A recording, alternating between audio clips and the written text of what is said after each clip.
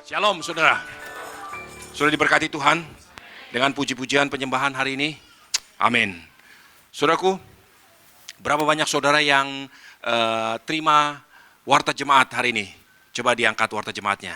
Nah saudaraku, kita akan lihat dari renungan daily devotion yang ada di dalam warta jemaat saudara.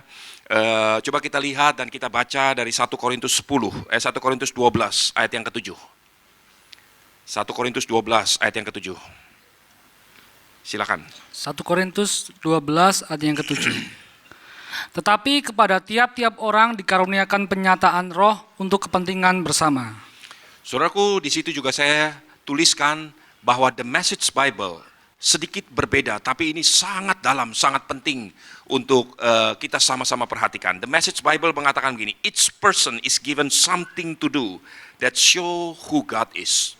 Setiap pribadi diberikan satu hal untuk dikerjakan yang menunjukkan siapa Tuhan. Saudaraku, pada akhirnya setiap pribadi di tempat ini, setiap saudara di tempat ini, setiap kita mempunyai tugas untuk mengerjakan sesuatu yang ujung-ujungnya menunjuk siapa Tuhan sebenarnya. Saudaraku, ini bukan hanya sekedar tugas para pengkhotbah, bukan hanya tugas para hamba-hamba Tuhan. Ini tugas setiap pribadi di tempat ini. Siapapun saudara di tempat ini, saudara punya satu tugas, yaitu untuk menunjuk siapa Tuhan dengan apa yang saudara kerjakan. Saudaraku, saya ingin bicara terutama buat orang-orang yang merasa dirinya sederhana.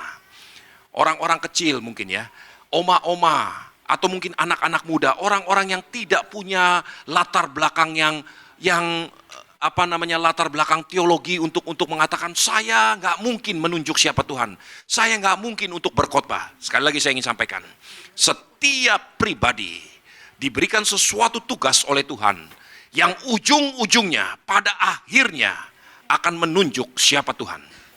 Saudaraku, saya ingat beberapa puluh tahun yang lalu ketika saya kuliah, saya itu setiap pagi jam 3:30, jam 4 pagi, saya harus bangun pagi dan antar koran ya, untuk membiayai sebagian daripada kebutuhan sehari-hari. Saudaraku, kalau pada musim panas, mungkin itu nggak terlalu masalah. Tetapi ketika musim dingin, itu berat saudaraku. Benar-benar saya ingin sampaikan, berat untuk bangun jam 3 pagi, jam 3:30 pagi mulai bawa mobil untuk antar koran. Dan bukan cuma sekedar antar satu tempat selesai. Itu setiap rumah, ada apartemen bahkan, apartemen yang saya harus turun parkir, kemudian saya naik naik tangga dengan berjalan kaki ke atas, kemudian turun lagi hanya untuk ngantar satu koran. Dan itu saya lakukan tiap-tiap hari. Saudaraku, ada satu pengalaman yang sangat memberkati saya. Ada satu rumah seorang wanita tua. Saudaraku, saya nggak pernah ketemu dengan wanita ini sampai hari ini. Tapi saya tahu namanya Mrs. Brown. Ya, saudaraku, Mrs. Brown ini tiap-tiap pagi di depan pintu jendelanya dia taruh kopi panas atau coklat panas. Kadang-kadang kalau musim summer, musim panas, dia kasih saya lemonade gitu ya. Ditaruh di depan pintu rumahnya. Sudah ditaruh di dalam satu cup dan kadang-kadang disertakan dengan satu donat atau satu muffin. Terus ada tulisannya for newspaper boy. Saudaraku, saya tahu ini buat saya. Saya datang, saya ambil gelas yang kemarin udah saya cuci balik, saya taruh lagi di situ. Yang ini saya bawa pulang, saya minum di tengah jalan. Nanti besok pagi saya tukar lagi. Tiap pagi, hampir tiap pagi dia nggak pernah terlambat. Saya bayangkan, kalau dia bikinin coklat panas, pada waktu saya ambil jam 4, jam 3:30 itu masih hangat. Jam berapa dia bangun untuk masakin kopi panas, masakin coklat panas buat newspaper boy? Saudaraku, saya ingin sampaikan, itu dia lakukan. Saya tidak pernah kenal dia. Saya bukan kerabat dari orang wanita tua ini. Saya bukan siapa-siapa bagi dia. Tapi apa yang dia lakukan, dengan setia dia lakukan, itu sangat memberkati saya. Saudaraku, satu kali kalau nggak salah di Christmas tahun 89. Satu kali di Christmas tahun 89, dia untuk pertama kali berbicara dengan saya melalui satu postcard. Di samping ada hot coklat, ada coklat panas, dia sediakan muffin di sebelahnya. Kemudian dia tulis kasih saya kartu Christmas, kartu Natal. Dia katakan begini, Jesus loves you and so do I. Saudaraku, perkataan itu nyantol di pikiran saya, di hati saya. Sampai hari ini kalau saya greeting saudara di Morning Dew, saya katakan hal yang sama. Jesus loves you and so do I. Yesus mengasihimu dan aku juga mengasihimu. Saudaraku, dia nggak pernah kenal saya. Seperti satu selimut yang hangat di musim dingin. Perkataan itu memberkati saya. Perkataan itu betul-betul menguatkan saya. Bukan hanya hot coklat itu yang sangat menghibur saya. Saya rasakan setiap tegukan daripada hot coklat itu, saya rasakan seperti ini coklat yang terbaik yang pernah saya minum. Karena diberikan dengan cinta, karena diberikan dengan satu perasaan yang luar biasa. Nah, saudaraku, saya ingin sampaikan, hari itu wanita tua ini, Mrs. Brown, dia menunjuk siapa Tuhan kepada saya. This is my God. Dan perkataan sederhana, perbuatan sederhana, sebetulnya dia sedang menunjuk siapa Tuhan. Saudaraku, saya ingin sampaikan, setiap pribadi di tempat ini, setiap saudara punya kesempatan yang begitu banyak untuk menunjuk siapa Tuhan. Apa yang saudara lakukan seharusnya akan menunjuk siapa Tuhan. Nah, hari ini saya ingin ajak saudara untuk melihat dan merenungkan satu pribadi yang jarang mungkin saudara dengar dikhotbahkan. Bahkan namanya tidak pernah disebutkan di dalam Alkitab. Sangat tidak terkenal. Hari ini kita akan renungkan karakter luhur yang dimiliki oleh pribadi ini. Bagaimana dia menunjuk siapa Tuhan. Bahkan seluruh alam semesta bergerak sesuai dengan apa yang dia katakan. Saudaraku, saya ajak saudara untuk melihat dari kitab 2 Raja-Raja 5. 2 Raja-Raja 5, coba kita baca dari ayat yang pertama sampai ayat yang ke-7. 2 Raja-Raja 5 ayat yang pertama sampai ayat yang ke-7, silakan. 2 Raja-Raja 5 ayat yang pertama. Naaman disembuhkan. Naaman panglima Raja Aram adalah seorang terpandang di hadapan tuannya dan sangat disayangi. Sebab oleh dia Tuhan telah memberikan kemenangan kepada orang Aram. Tetapi orang itu seorang pahlawan tentara, sakit kusta. Orang Aram pernah keluar bergerombolan dan membawa tertawan seorang anak perempuan dari negeri Israel. Ia menjadi pelayan atas istri nama Naaman. Berkatalah gadis itu kepada nyonyanya, sekiranya tuanku menghadap nabi yang di Samaria itu, maka tentulah nabi itu akan menyembuhkan dia dan beserta penyakitnya. Lalu pergilah Naaman memberitahukan kepada tuannya, katanya, beginilah dikatakan oleh gadis yang di negeri Israel itu. Maka jawab Raja Aram, baik, pergilah dan aku akan mengirim surat kepada Raja Israel. Lalu pergilah Naaman dan membawa sebagai persembahan 10 talenta perak dan 6.000 sikal emas, 10 potong pakaian. Ia menyampaikan surat itu kepada Raja Israel yang berbunyi, sesampainya surat ini kepadamu, maklumlah kiranya bahwa aku menyuruh kepadamu Naaman, pegawaiku, supaya engkau menyembuhkan dia dari penyakit kustanya. Segera sesudah Raja Israel membaca surat itu, dikoyakannya lah pakaiannya serta berkata, Allahkah aku ini yang dapat mematikan dan menghidupkan, sehingga orang ini mengirim pesan kepadaku supaya aku sembuhkan seorang penyakit kustanya. Tetapi sesungguhnya, perhatikanlah dan lihatlah, ia mencari gara-gara terhadap aku. Amin. Saudaraku, saya percaya semua saudara pernah membaca atau mendengar kisah tentang apa yang ditulis di dalam 2 Raja-Raja 5 ini. Saudaraku, kitab ini, satu pasal 2 Raja-Raja 5, penuh dengan tokoh-tokoh luar biasa yang ada di dalamnya. Ada Elisa yang begitu luar biasa. Ada Naaman, seorang panglima tentara perang dari kerajaan Aram. Ada Raja Israel, ada Raja Aram, ada orang-orang hebat yang ditulis di sini. Tapi hari ini saya ingin ajak saudara untuk melihat satu tokoh. Namanya pun gak disebut. Dan kita mau perhatikan pribadi ini. Yaitu gadis kecil dari budak dari Israel yang dibuang, diperbudak, bekerja di dalam keluarga Naaman di tanah Aram. Inilah pribadi yang akan kita renungkan hari ini. Sama sekali bukan pribadi siapa-siapa. Bukan orang penting, bukan orang luar biasa sama sekali. Tetapi Tuhan beracara dalam kehidupan gadis ini. Saudaraku, beberapa hari yang lalu setelah waktu saya merenungkan kehidupan gadis ini, waktu saya merenungkan bahwa setiap kita diberi tugas oleh Tuhan untuk melakukan sesuatu yang pada akhirnya akan menunjuk siapa Tuhan. Saya merenungkan kehidupan gadis ini. Saudaraku, satu kali, saudara, ingat apa yang saya katakan. Satu kali kalau saudara pergi ke surga dan saudara ketemu dengan gadis ini, saudara tanya apa yang dia lakukan. Betul-betul luar biasa gadis ini. Menjadi seorang yang serentetan pahlawan-pahlawan iman yang luar biasa. Namanya nggak disebut. Gadis kecil ini mungkin berusia mungkin sekitar 13 tahun, 14 tahun, 15 tahun. Sangat sederhana. Tidak masuk hitungan. Dia berada dalam lingkungan, dalam kisah orang-orang besar. Di dalam dunia para laki-laki, orang-orang hebat. Di situ ada nabi Tuhan yang sangat besar yang namanya Elisa. Di situ ada Raja Aram, ada Raja Israel. Ada panglima tentara Raja Aram, yaitu Naaman. Saudaraku, orang-orang besar tiba-tiba muncul satu pribadi yang sangat-sangat tidak berarti. Tetapi di hadapan Tuhan, orang ini mempunyai arti. Orang ini mempunyai nilai. Dan saudara akan lihat, waktu saya merenungkan kehidupan daripada gadis ini, kita akan melihat bagaimana Tuhan beracara dalam kehidupan gadis ini. Sampai semuanya itu terjadi, diperintahkan oleh satu perkataan daripada gadis ini. Saudaraku, ini orang yang luar biasa. Dan kita akan lihat, dan kita akan aplikasikan dalam kehidupan saudara dan saya masing-masing. Tuhan tidak mencari orang hebat. Tuhan tidak mencari orang-orang yang luar biasa. Tetapi Tuhan membuat orang sederhana melakukan perkara-perkara hebat. Melakukan perkara-perkara luar biasa. Supaya Tuhan sendiri yang menjadi hebat. Tuhan sendiri yang dipermuliakan. Saudaraku, kalau saudara perhatikan betul-betul. Setiap pribadi punya tugas untuk dilakukan yang akhirnya akan menunjuk siapa Tuhan. Saudaraku, perhatikan apa yang terjadi. Latar belakang kehidupan gadis ini. Dia seorang budak, diambil dari tanah Yehuda, dibawa ke tanah Aram.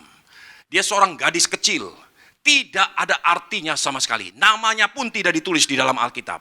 Dia bekerja di dalam rumah tangga seorang panglima tertinggi dari kerajaan Aram. Kalau sekarang mungkin ini panglima TNI, Jenderal Gatot Nurmantio. Saudaraku, ini orang besar yang menjadi bos daripada gadis kecil ini. Orang hebat yang menjadi bos daripada gadis ini. Gadis ini sama sekali nggak punya arti. Saudaraku, satu kali dengan berani ketika Tuhan mulai menjamah hati gadis ini. Dia tahu keadaan atasannya, dia tahu keadaan bosnya, tuannya, yaitu Naaman yang sakit kusta. Gadis ini berdiri berbicara kepada nyonyanya karena dia melayani nyonya daripada Naaman. Dia berkata, seandainya tuanku mau pergi ke Samaria dan di sana dia pasti akan disembuhkan oleh seorang nabi yang dari Tuhan. Saudara perhatikan, ini gadis budak, bukan cuma pembantu, ini budak dibeli, diperjualbelikan seperti binatang pada waktu itu. Gadis ini dalam kekuasaan sang tuan. Tuannya bisa melakukan apa saja. Dia berdiri kepada nyonyanya. Dia katakan, kalau saja Tuan mau pergi ke Samaria, di sana pasti dia akan disembuhkan oleh seorang nabi yang ada di Samaria. Kalau saudara lihat sebelumnya, saudara lihat perjalanan hidup Elisa, belum pernah terjadi sebelum hari itu. Elisa tidak pernah menyembuhkan satu orang pun yang kena penyakit kusta. Bahkan setelah Naaman pun, dia tidak pernah lakukan lagi. Bagaimana mungkin budak ini bisa berani berkata, you go, di sana nanti engkau akan disembuhkan. Bagaimana kalau nggak sembuh? Saudara, saya ingin ajak saudara untuk melihat keadaan ini. Begitu banyak ketidakpastian, begitu banyak kemungkinan yang akan membuat ini bisa gagal. Gadis ini tidak pernah melihat dengan mata kepalanya. Dia tidak pernah mendengar dengan telinganya bahwa nabi yang ada di Samaria, yaitu Elisa, mampu menyembuhkan orang dari penyakit kusta. Tapi kenapa berani dia berkata begitu? Bahkan dia berkata begini, engkau pergi ke Samaria, di sana pasti engkau akan disembuhkan. Bagaimana kalau nggak sembuh? Dan begitu banyak hal yang bisa terjadi untuk mendatangkan proses kesembuhan. Kita tahu setelah kita membaca cerita ini, bagaimana kalau seandainya Elisa membuat Naaman tersinggung? Elisa sudah membuat Naaman tersinggung. Elisa nggak keluar sama sekali. Dia hanya perintahkan budaknya Gehasi, keluar, kasih tahu kepada Naaman, benamkan dirimu di sungai Yordan 7 kali. Dan nanti engkau akan ditahirkan. Bagaimana kalau ternyata, ini hanya berandai-andai. Bagaimana kalau ternyata Naaman menolak untuk membenamkan dirinya di sungai Yordan. Dan ternyata betul Naaman menolak. Naaman sedang berjalan keluar, hampir gagal. Naaman sedang berjalan meninggalkan tanah Samaria karena kecewa, karena marah terhadap perlakuan daripada Elisa. Dia pikir Elisa akan keluar menyambut seorang tentara besar, seorang panglima tentara Aram, dan menyediakan hidangan, lalu menumpang tangan mendoakan tentara Aram. Ternyata sama sekali enggak. Dia kirim budaknya, kasih tahu sama Naaman, benamkan dirimu di sungai Yordan. Bagaimana kalau Naaman tersinggung? Bagaimana kalau Naaman mengeraskan hati? Sudah bisa bayangkan apa yang akan terjadi. Naaman akan pulang. Dia akan bilang kepada budak ini, kamu mempermainkan hidup saya. Kamu sedang mengolok-olok penyakit kusta saya. Kamu sedang mempermalukan saya. Saya menelanjangi diri di hadapan tanah musuh di Israel. Saya menunjukkan bahwa saya kena kusta. Dan di tanah Yehuda, apa yang disebut kusta itu adalah kenajisan. Kalau saya dilempari batu di tanah Yehuda, itu adalah hak dan hukum yang terjadi di sana. Kamu membahayakan hidup saya. Saudaraku, gadis ini bisa dipancung kepalanya. Saudara bisa mengerti apa yang saya ingin sampaikan. Betul-betul dia sedang bermain-main dengan api. Bermain-main dengan sesuatu yang bahaya. Tidak pernah terjadi sebelumnya. Dan begitu banyak kemungkinan yang akan menggagalkan perkataan itu. Bagaimana kalau ternyata Elisa sama sekali nggak ada di rumah. Elisa sama sekali nggak kirim apa-apa. Atau bagaimana kalau Elisa berkata, Naaman pergi. Bagaimana kalau sungai Yordan itu tidak menyembuhkan penyakit daripada Naaman. Bagaimana kalau air sungai Yordan itu sama sekali tidak menghanyutkan penyakit kusta itu. Semua itu bisa terjadi. Di luar kontrol gadis ini. Sudah melihat apa yang saya ingin sampaikan? Begitu banyak kemungkinan yang akan menggagalkan perkataan gadis ini. Dan setiap kemungkinan mengandung resiko. Kalau sampai dia gagal, dia akan dicincang habis di tanah Aram oleh tuannya. Dan tidak ada seorang pun yang menyalahkan tuannya. Karena dia sedang mempermalukan, dia sedang bermain-main dengan penyakit daripada tuannya. Ini penyakit yang bukan dianggap main-main. Sudah tahu, orang yang kena sakit itu sensitif. Orang yang sedang sakit, diajak salah ngomong sedikit, wah bisa meledak-ledak, bisa marah. Karena apa? Sensitif. Perasaannya itu lagi sensitif. Dan ini penyakit yang memalukan. Diumbar, ayo ke Samaria, ke tempat tanah musuhmu. Di sana tunjukkan ketelanjanganmu, tunjukkan penyakitmu. Di sana ada seorang nabi, rendahkan dirimu di sana. Dan nabi itu akan menyembuhkanmu. What if not? Bagaimana kalau nggak terjadi? Saudaraku, begitu banyak resiko. Saya renungkan. Saudara pernah mendengar nama Edward Snowden? Edward Snowden adalah salah satu kontraktor yang bekerja di NSA. Di salah satu lembaga yang memiliki dokumen-dokumen rahasia di Amerika. Edward Snowden adalah seorang computer programming dan dia bekerja sebagai salah satu kontraktor di NSA. Selama dia bekerja, dia mengambil data-data penting daripada negara itu. Dia menyembunyikan, dia mengumpulkan data-data penting. Kemudian dia ambil long vacation. Dia pergi ke Hong Kong. Dia ceritakan sedikit di tabloid di Hong Kong. Wah, jadi ramai. Dicari oleh Amerika, dicari oleh FBI, dia pergi lagi. Rusia membuka diri. Mari berangkat ke Rusia. Sampai hari ini dia ada di Rusia. Dia menjual rahasia negaranya sendiri kepada Rusia. Sudah tahu, Edward Snowden kalau sampai dia balik, dia pasti ditembak mati. Kalau toh Amerika nggak menembak mati, salah satu orang Amerika akan nembak dia mati. Saudaraku, yang paling parah bukan dia. Yang paling parah adalah keluarganya. Papah mamahnya, keluarganya, namanya Snowden. Saudaraku, papah mamahnya pindah 7 kali dalam waktu-waktu dekat ini. Dia pindah ke satu negara bagian, di satu kota kecil. Kemudian mulai kenal, kamu Mr. and Mrs. Snowden, apakah kamu related, tampangnya mirip? Wah, mulai dikuncingkan, mulai dicemooh, mulai dikucilkan, pindah lagi. Mendapat tekanan batin dari masyarakat. Saudara bisa bayangkan. Gadis kecil yang ada di Ibrani, yang ada di tanah Samaria, yang berasal dari Ibrani. Keluarganya masih ada di Samaria. Keluarganya masih ada di tanah Israel. Dan pada waktu keluarganya tahu bahwa ternyata gadis ini gagal mendatangkan kesembuhan seperti yang dia perkatakan. Saudara bisa bayangkan apa yang akan terjadi bagi kedua orang tuanya. Mereka bisa dicincang habis. Masalah ini bukan hanya beresiko bagi diri daripada gadis itu sendiri. Tetapi masalah ini akan membawa dampak yang luar biasa kepada seluruh keluarga besar daripada gadis ini. Mereka akan mendapatkan tekanan daripada masyarakat. Mereka akan mendapatkan tekanan daripada negara. Mereka akan diminta pertanggungjawaban karena apa yang dikatakan oleh gadis ini membuat kericuhan daripada dua negara. Saudara tahu, ketika Naaman datang dengan surat dari Raja Aram, dia datang menghadap kepada Raja Israel. Ketika dia serahkan surat itu, Raja Israel langsung mencabik-cabik jubahnya, dan dia berkata begini, ini orang sedang cari gara-gara. Allahkah aku ini yang bisa membangkitkan dan mematikan orang? Kenapa dia suruh orang ini kena penyakit kusta untuk aku sembuhkan? Apakah aku ini Tuhan? Lihat, dia sedang cari gara-gara. Saudara lihat nih, betapa gentingnya masalah ini. Ini bukan masalah sembarangan. Ini melibatkan tokoh-tokoh besar yang akan membuat kericuhan di antara dua negara. Aram bisa perang besar dengan Israel hari itu. Dan Aram jauh lebih kuat daripada Israel. Sehingga Raja Israel pun ketakutan. Kusar dibuatnya. Karena apa yang dilakukan oleh gadis ini telah membahayakan bukan hanya dirinya, membahayakan orang tuanya, dan membahayakan negaranya. Saudaraku, bukan hal sederhana. Dia berkata, oh kamu bisa disembuhkan. Bukan akan dilupakan seperti itu aja. Karena dia berkata kepada orang besar. Dia berkata kepada panglima tentara kerajaan Aram. Yang sampai melibatkan Raja Aram untuk tulis surat. Dan diterima oleh Raja Israel. Ini dua raja akan berantem. Kalau sampai tidak terjadi apa-apa. Sudah bisa bayangkan betapa beratnya resiko yang diambil oleh gadis ini. Kenapa dia berani? Kenapa dia lakukan semua ini? Betapa berbahayanya apa yang dia lakukan.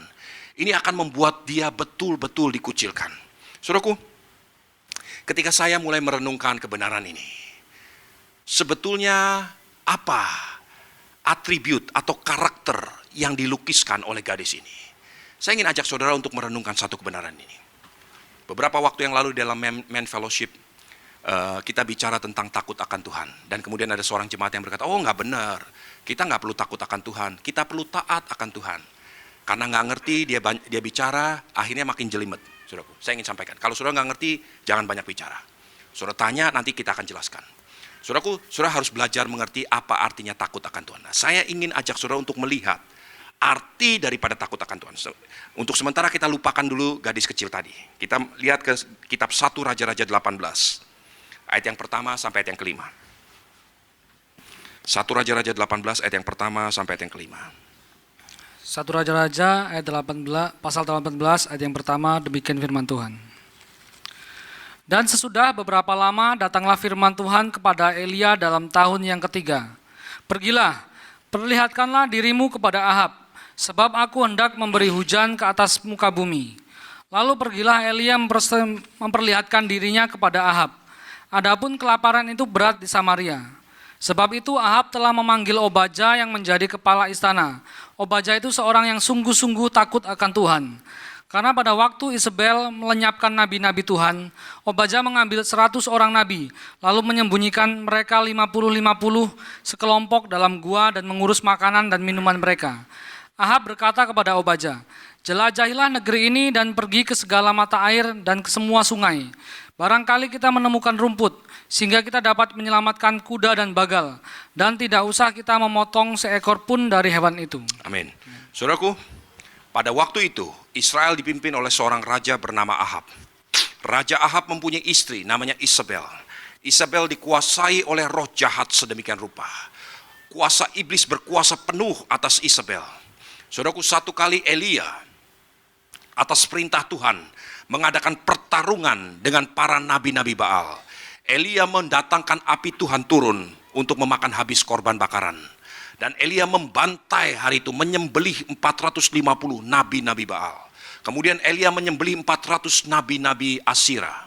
Saudaraku, hal itu menyakitkan hati Isabel, karena Isabel adalah penyembah Baal.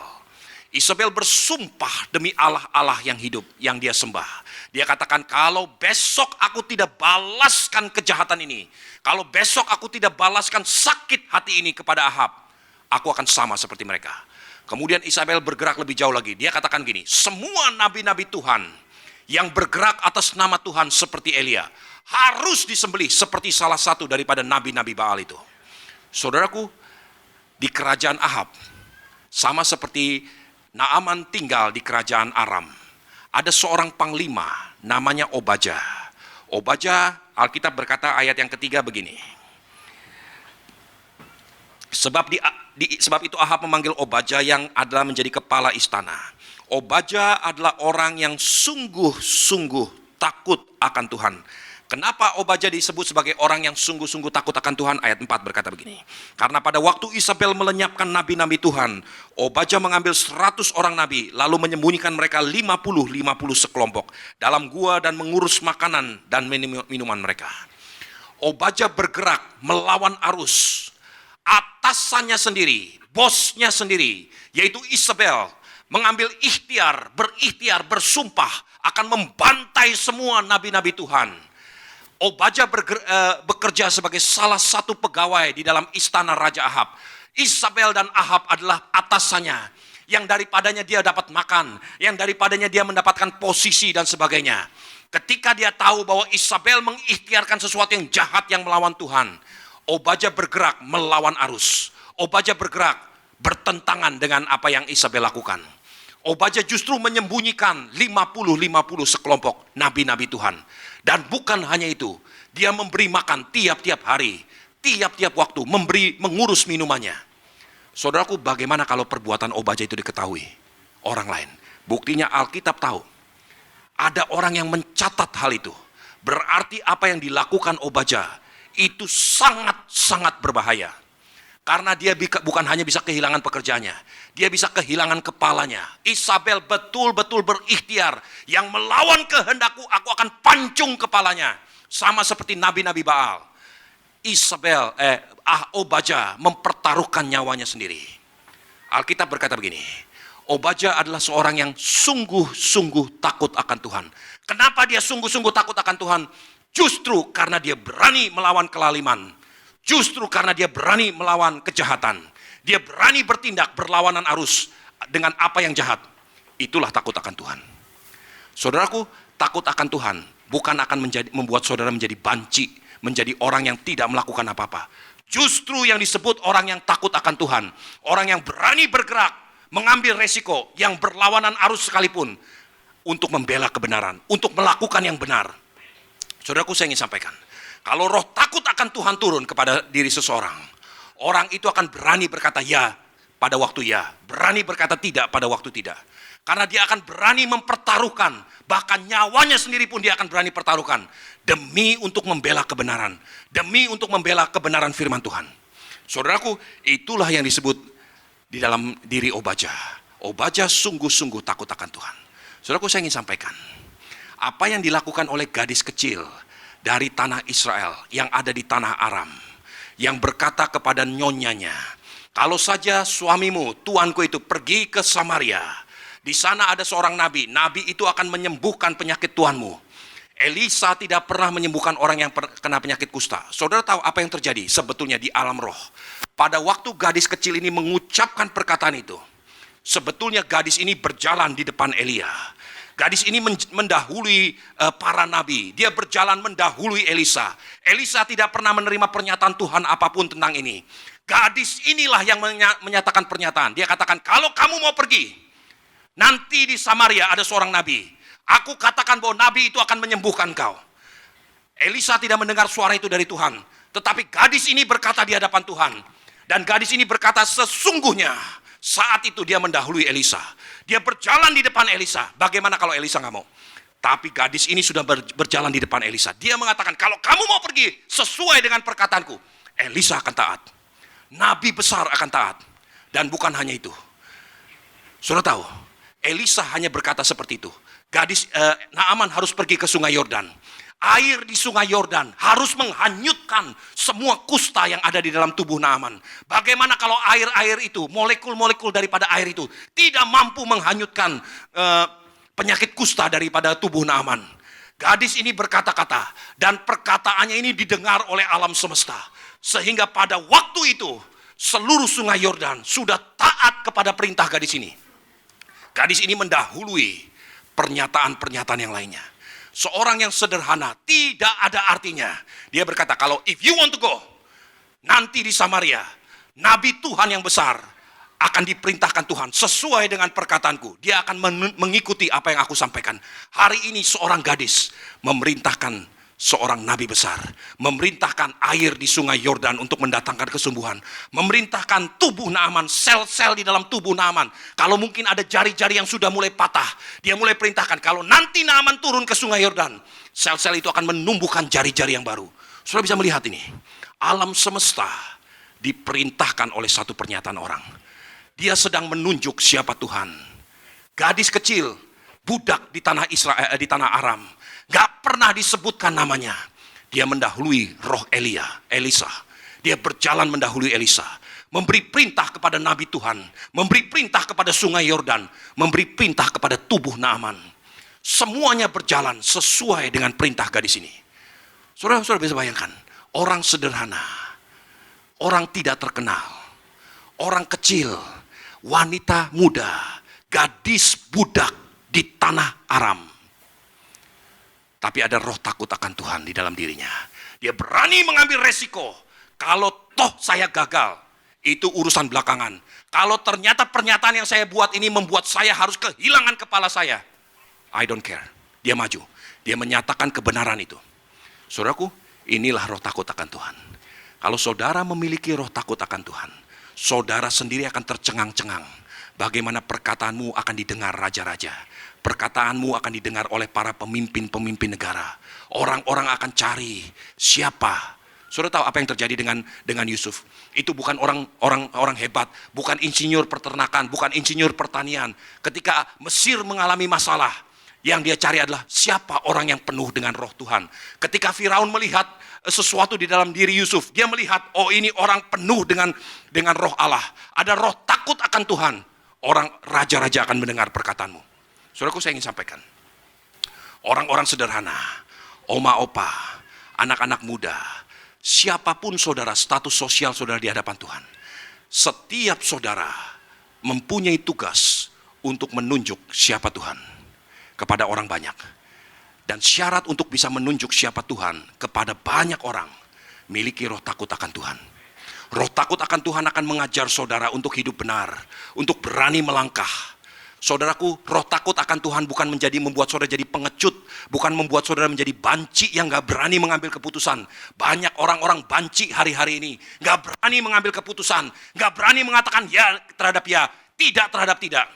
Saudaraku, sekalipun mereka mempunyai posisi-posisi yang besar, posisi-posisi yang terhormat.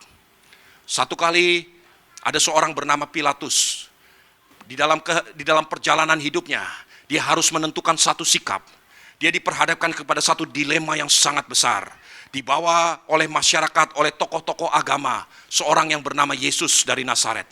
Dan dia dihidangkan di hadapan Pilatus. Dia harus disidang oleh Pilatus. Pilatus harus menentukan sikap, harus mengambil satu keputusan. Apakah orang ini akan dihujat mati atau dia akan dibebaskan. Semua ada dalam tangan Pilatus. Semua ada dalam otoritas Pilatus. Saudaraku, Pilatus mengalami yang namanya dilema yang sangat berat. Hatinya tidak melihat kesalahan daripada orang ini. Pikirannya tidak menemukan satupun kesalahan daripada dia. Bahkan mulutnya sendiri berkata, kesalahan apa yang harus kutimpakan kepada orang ini? Aku tidak menemukan satupun kesalahan dalam diri orang ini. Hati nuraninya mulai bersaksi, jangan engkau campuri. Kemudian Tuhan pakai istrinya untuk berkata kepada Pilatus, jangan campuri urusan orang benar ini. Karena dia aku tidak dapat tidur tadi malam. Orang ini adalah orang benar, jangan bermain-main dengan kebenarannya. Saudaraku, begitu banyak Tuhan berbicara melalui hati nuraninya, melalui pikirannya, melalui sang istri untuk berkata kepada Pilatus. Tetapi dia punya pertimbangan lain. Dia punya posisi yang sangat menguntungkan, yang sangat nyaman, yang karena posisinya ini dia mendapatkan uang yang banyak. Dia mendapatkan pengaruh yang begitu hebat. Dan sekarang dia diperhadapkan kepada orang-orang banyak. Sepertinya bahkan dia yang sedang disidang. Dia harus menentukan satu sikap. Ke kiri atau ke kanan, A atau B, benar atau salah. Dia harus menentukan satu sikap. Yang dihadapi orang-orang ini sudah begitu kesetanan. Orang-orang ini berteriak-teriak, salibkan Yesus, salibkan Yesus. Saudaraku, apa yang terjadi? Dengan pikirannya, Pilatus mulai kompromi. Dia pikir dia hebat. Dia pikir kalau saya tawarkan satu pilihan lain, pasti mereka akan memilih apa yang saya tawarkan. Pilatus mengambil satu orang penjahat yang paling jahat saat itu, Barabas. Dia katakan, sekarang pilih, ada dua orang, Yesus atau Barabas. Yang mana yang mau engkau aku bebaskan? Dengan serentak, dengan histeris, dengan kesetanan mereka berkata, bebaskan Barabas bagi kami, lepaskan Barabas bagi kami. Saudaraku, Pilatus terjebak oleh perkataannya sendiri. Pilatus terjebak oleh siasatnya sendiri. Sekarang dia gak bisa apa-apa. Hati nuraninya sudah bersaksi, istri sudah bersaksi, pikiran jernihnya sudah bersaksi.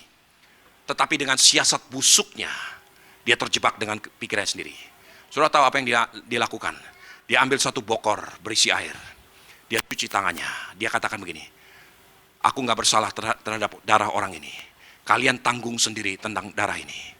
Saudara, sangat aneh. Beberapa jam sebelum itu, Yesus mengambil satu bokor. Mungkin bokor yang dibuat oleh tukang penjunan yang sama.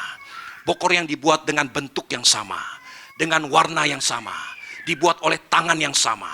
Saat itu ketika Yesus dalam keadaan tertekan betul-betul, Yesus mengambil keputusan, aku mau merendahkan diri. Aku butuh pertolongan. Aku butuh penghiburan. Dia justru menghibur murid-muridnya. Dia justru menguatkan murid-muridnya. Saudaraku, saya ingin sampaikan apa arti roh takut akan Tuhan. Takut akan Tuhan ketika terjadi konflik batin di dalam perjalanan hidupmu. Engkau akan dahulukan kepentinganmu atau kepentingan orang lain. Kalau engkau adalah orang yang takut akan Tuhan, engkau akan dahulukan kepentingan orang lain.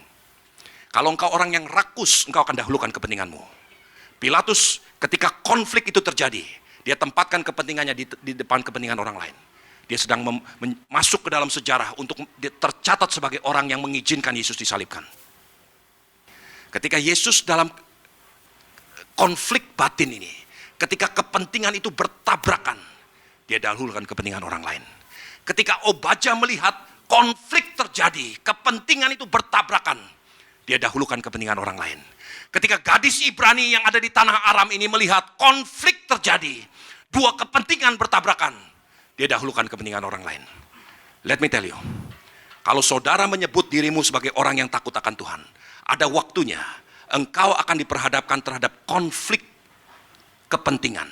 Dan ketika konflik kepentingan itu terjadi, takut akan Tuhan gak bisa dibohongin. Saudara akan nyatakan betul-betul, apakah saudara orang yang takut akan Tuhan atau orang yang rakus yang tidak ada takut akan Tuhan. Saudaraku, saya ingin sampaikan satu hal. Saudara ingat apa yang saya ingin sampaikan.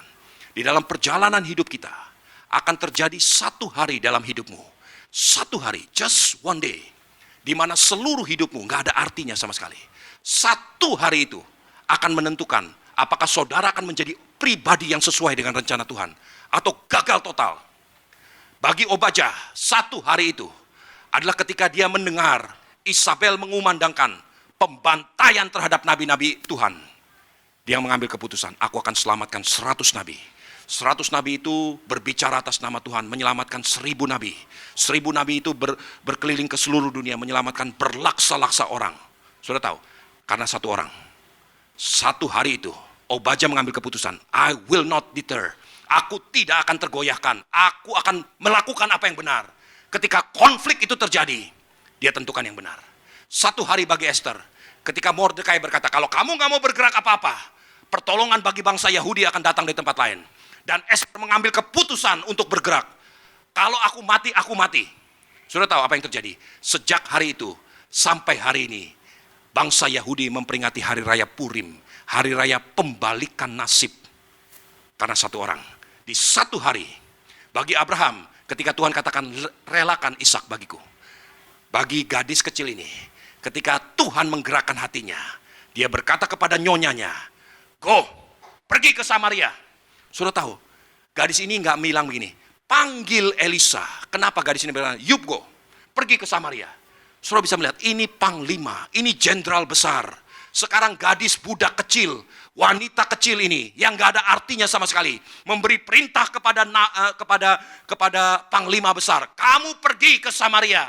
Dan kemudian dia memberi perintah, Elisa sembuhkan dia. Dia memberi perintah kepada sungai Yordan, datangkan kesembuhan. Sudah bisa melihat ini. Bukankah perkataan gadis ini multi tafsir, multi level, yang betul-betul menusuk ke beberapa tempat. Dia berkata kepada Elisa, dia berkata kepada Naaman, dia berkata kepada sungai Yordan, alam semesta tunduk kepada perkataannya. Saudaraku, saya ingin sampaikan, kalau saudara berani menempatkan dirimu demi untuk kepentingan orang lain, roh takut akan Tuhan turun padamu. Dan kau akan melihat melalui perkataan sederhana, orang sederhana yang tidak punya pendidikan sama sekali, orang yang tidak terhitung sama sekali, bahkan namanya pun gak ditulis, budak kecil ditulis sebagai budak kecil di tanah Aram. Dia mendatangkan kesembuhan, dia mendatangkan persahabatan antara Aram dengan Israel. Satu budak kecil. What about you? Bagaimana dengan saudara dan saya? Satu budak kecil dipakai untuk menunjuk siapa Tuhan. Saudaraku, inilah yang seharusnya terjadi bagi kita. Saya ingin melihat sisi lain daripada budak kecil ini. Sekarang bukan hanya dia mengambil resiko. Pertanyaannya, saudaraku, sesuatu yang sangat menarik buat saya. Bagaimana orang itu bisa percaya kepada budak ini? Saudaraku, saya ingin sampaikan satu hal sebelumnya. Ada peribahasa yang berkata begini, trust is something you earn, not a gift you receive. Kepercayaan adalah sesuatu yang kau terima sebagai upah, bukan hadiah yang diberikan kepadamu. Satu contoh, saya percaya sama Pendeta Andre Setiawan. Kenapa saya percaya sama beliau? Bukan karena saya baik hati atau dia baik hati, oh saya percaya. Karena melalui proses perjalanan, dia menunjukkan satu integritas yang benar. Sehingga proses perjalanan itu membuat saya bisa percaya. Kalau saya harus menyerahkan kepala saya berani serahkan. Kenapa? Karena saya percaya dia nggak akan mencelakakan saya. Ini percaya. Saudara mengerti apa yang saya katakan? Bukan tiba-tiba saya percaya. Karena itu sesuatu proses yang terjadi di dalam hidup. Dan proses itu mendatangkan satu kepercayaan yang you earn. Saudara mendapatkan kepercayaan dari seseorang itu bukan karena hadiah, tetapi karena saudara menunjukkan satu integritas yang bisa dipercaya.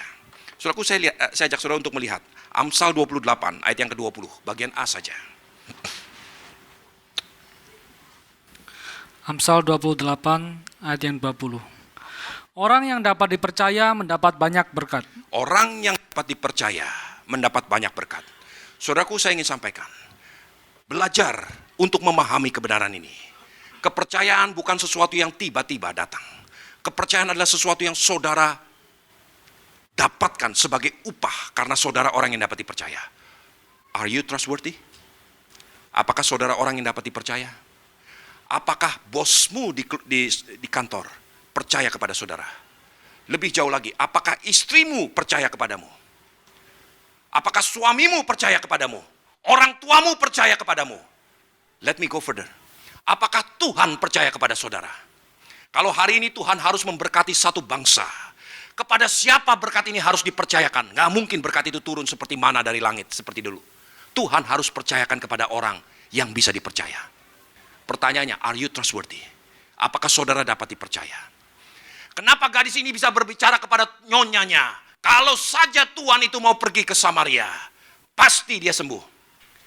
Nyonyanya bisa menggampar dia. Kamu ikut campur, kamu tahu apa anak ingusan, kamu budak, gak usah ikut campur urusan penyakit tuanmu.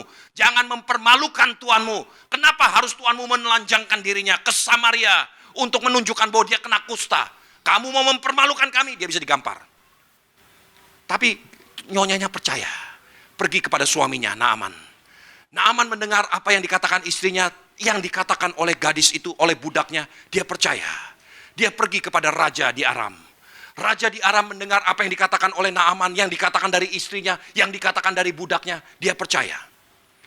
3 orang besar, semuanya percaya. Apakah itu gak aneh buat saudara? Bagaimana mungkin perkataan seorang budak kecil di tanah Aram bisa dipercaya oleh nyonya besar, dipercaya oleh panglima besar, dipercaya oleh raja besar?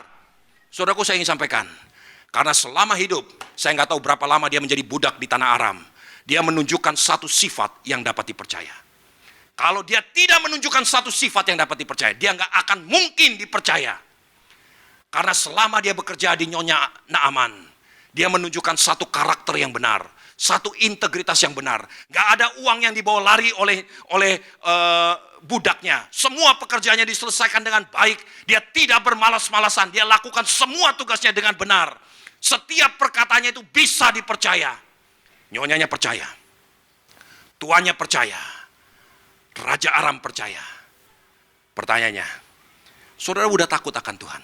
Apakah engkau dapat dipercaya? Saudara, oh saya dapat dipercaya. Is it really? Apa betul saudara dapat dipercaya? Waktu akan membuktikan. Betulkah saudara dapat dipercaya? Orang-orang yang akan diberkati Tuhan adalah orang-orang yang dapat dipercaya. Tuhan akan mengirim berkat kepada orang-orang yang dapat dipercaya. Saudaraku, Raja Aram percaya. Naaman percaya, nyonyanya percaya. Sehingga kepercayaan itu bergerak sesuai dengan rencana Tuhan untuk mendatangkan kesembuhan bagi Naaman. Seandainya mereka tidak percaya, bukan salah gadis itu. Oh ya, kamu gak percaya ya sudah. Karena saya gak bisa dipercaya. Saudara mau menjadi ambasador Kristus? Saudara akan mau keluar katakan tentang Kristus itu baik? Tunjukkan bahwa saudara itu dapat dipercaya. You have to be good. Kalau saudara berkata satu, saudara lakukan satu. Kalau saudara berhutang, kembalikan hutangmu. Kalau saudara mau bersaksi keluar, you better live it. Saudara harus hidupi kesaksianmu sendiri. Kalau saudara menjadi orang yang tidak dapat dipercaya, bagaimana mungkin orang akan mengikuti perkataanmu? Gadis, budak kecil di tanah Aram. Dia bersaksi kepada nyonyanya. Dia berkata kepada panglima Aram, kepada Raja Aram, semua percaya. Karena dia hidup, menghidupi perkataannya. Punya integritas, integrated. Perkataan mulutnya, perbuatannya, tingkah laku itu nyambung semuanya. Saudaraku, saudara harus menjadi orang yang dapat dipercaya. Kalau saudara menjadi orang yang dapat dipercaya, jangan jangan sepelekan hal ini. Perkara-perkara kecil dalam hidupmu, itulah yang akan menentukan you make it or you break it. Saudaraku, berapa banyak saudara pernah mendengar atau menonton film beberapa tahun yang lalu, ada film Titanic. Ya, saudara menonton film itu. Conventional wisdom, semua orang beranggapan Titanic itu kapal yang begitu besar, begitu agung, begitu majestic, begitu hebatnya. Pada first voyage, pada perjalanan pertamanya, dia menabrak gunung es sehingga perut kapal itu robek dan kapal itu tenggelam. Dibuatkan filmnya. Wah, semua orang berpikir seperti itu. 7 April 1997, USA Today menuliskan satu kisah yang sangat berbeda. Saudara tahu teknologi yang namanya USG, ultrasonographic. Saudaraku, saudara yang hamil, ibu-ibu hamil, saudara nggak usah dibedel dulu perutnya, lihat, oh ini anaknya tongos, oh anaknya pesek, anaknya laki-laki atau anak perempuan, nggak perlu diituin. Dengan USG, oh anaknya laki-laki, oh hidungnya agak pesek, oh mulutnya agak mancung sedikit. Saudaraku, semua bisa dilihat. Ultrasonographic, suara itu akan ditembakkan ke dasar, dan pantulan itu akan keluar lagi dalam bentuk gambar. Saudaraku, mereka menciptakan satu alat, Amerika menciptakan satu alat ultrasonografik yang dalam skala yang sangat besar dan sangat sensitif, sangat akurat. Mereka pergi meletakkan itu di atas, di bawah dak kapal, dan mereka menembakkan ultrasonografik kepada tempat di mana Titanic itu tenggelam. Titanic ternyata terbenam beberapa meter di bawah permukaan laut, ditutup oleh lumpur dan batu-batuan karena begitu lamanya dia ada di situ. Dan mereka mulai menembakkan suara-suara itu untuk melukiskan seperti apa bangkai Titanic. Saudara tahu, hasilnya USA Today menuliskan 9 April 1997. Dia katakan begini, tidak ditemukan satu robekan pun di dalam tubuh Titanic. Namun yang ditemukan adalah 6 small slits, dikatakan 6 celah-celah kecil yang ada di dalam tubuh Titanic. Dan 6 celah kecil ini telah membuat air merembes, dan air itu mulai menghanyutkan Titanic, menenggelamkan Titanic. Saudaraku, waktu saya baca ini, saya kasih tahu kepada anak-anak saya katakan ini, hati-hati with small slits in your life. Hati-hati dengan celah-celah kecil dalam hidupmu. Karena celah-celah kecil inilah yang telah menenggelamkan Titanic. Bukan robekan besar, bukan hal-hal perkara besar, bukan batu besar yang menenggelamkan. Jenderal MacArthur berkata begini, bukan karena batu besar yang membuat aku tersandung, tetapi kerikil-kerikil itulah yang membuat aku tersandung. Saudaraku, hati-hati dengan hal-hal kecil dalam hidupmu. Hati-hati dengan perkara sepele dalam hidupmu. Kalau engkau mau menjadi orang yang dapat dipercaya, perhatikan perkara-perkara kecil. Firman Tuhan katakan ada 3 hamba, satu dapat 5 talenta, 2 talenta, dan 1 talenta. Kemudian tuannya pergi kembali, waktu tuannya kembali, tuannya berkata begini, barang siapa dapat dipercaya dengan perkara kecil, akan diberikan perkara besar. Saudaraku, saya ingin sampaikan, kalau saudara ditemukan oleh Tuhan dapat dipercaya dengan perkara kecil, saudara akan diberikan perkara besar. Gak usah menghantar, oh nanti kalau saya sudah dipercaya dengan perkara besar, I will do this, I will do that. No, mulai dari sekarang, dengan perkara kecil, sekecil apapun yang Tuhan percayakan, lakukan dengan penuh integritas. Lakukan sungguh-sungguh dengan penuh takut akan Tuhan. Buktikan bahwa engkau dapat dipercaya. Dengan pekerjaan sederhana dalam apapun, lakukan dengan sungguh-sungguh. Buktikan bahwa engkau dapat dipercaya. Nanti saudara akan dipercaya dengan perkara-perkara besar. Saudaraku, bukan hal-hal besar yang akan menenggelamkan. Orang-orang Inggris begitu sombongnya berkata begini, lihat itu Titanic, kapal yang begitu megah, bahkan Tuhan sendiri tidak akan menenggelamkannya. Gak usah pakai Tuhan, gak usah pakai gunung es, celah-celah kecil telah menenggelamkan Titanic. Saudaraku, kalau saudara mau diberkati Tuhan, mau dipakai Tuhan, mau dipakai untuk menunjuk siapa Tuhan, pastikan hal-hal sepele dalam hidupmu engkau dapat dipercaya. Hal kecil engkau dapat dipercaya. Untuk bisa dapat dipercaya dengan hal kecil, saudara gak boleh menjadi orang yang rakus. Sekali lagi saya ingin sampaikan, kalau saudara tergolong orang yang rakus, saudara gak akan mungkin bisa menggenapi kebenaran ini. Satu kali saudara akan bisa dihadapkan kepada konflik, di mana kalau saudara pertahankan untuk untung, saudara harus berbohong. Saudara pertahankan untuk bisa untung besar, saudara harus mencelakakan orang lain. Tapi kalau saudara adalah orang yang berani untuk berpegang kepada sumpah sekalipun rugi, Mazmur 15 berkata, itulah takut akan Tuhan. Berani berkata, oke, saya nggak untung nggak apa-apa, tapi saya nggak mau hilangkan kepercayaan. If it is A, saya bilang E. Kalau B, saya bilang B. Saya nggak akan putar balikan. Saya akan lakukan apa yang benar. Nah, saudaraku, adakah engkau orang-orang yang dapat dipercaya? Mata Tuhan tertuju untuk melihat. Tuhan katakan, hari ini, you have a job. Semua saudara punya pekerjaan. Tugas saudara adalah menunjuk siapa Tuhan. Bagaimana saya bisa menunjuk siapa Tuhan? Miliki roh takut akan Tuhan. Hidup dengan kepercayaan. Jadilah orang yang dapat dipercaya. Saudaraku, kalau saudara menjadi orang yang betul-betul bisa dipercaya, saudara akan melihat hidupmu sungguh-sungguh berbeda. Saudaraku, saudara pernah mendengar orang-orang hebat yang dipakai di dalam dunia sport? Ya, saya bukan pemain golf yang kadang-kadang saya main, tapi saya jujur saya nggak menyukai olahraga ini. Saudaraku, ada banyak nama-nama hebat, Tiger Woods dan sebagainya, tenggelam, masuk, tenggelam dan sebagainya. Ada satu nama yang saya ingin sampaikan di dalam permainan golf, namanya Ray Floyd. Mungkin saudara pernah tahu, tahun 80-an, ini orang luar biasa. Ray Floyd memegang puncak-puncak karir, sampai dia berkata begini, kalau seseorang bisa hidup dengan rule of golf, dengan aturan main golf, maka dia akan menjadi orang yang straight, orang yang jujur, orang yang lurus adanya. Saya nggak mengerti apa yang dia maksudkan sampai terjadi 19 Juni 1986. Ada turnamen golf terbesar di Amerika saat itu. Hadiah utamanya adalah 108.000 US dollar. Dan hanya orang-orang tertentu yang diseleksi yang boleh main. Ray Floyd adalah salah satu mereka. Saudaraku, kalau saudara main golf, sebelum mereka pukul bola, mereka itu seperti mencoba-coba. Ini pas nih, ini pas nih. Saudaraku, ada satu hal. Pernah saudara mendengar namanya penalty stroke?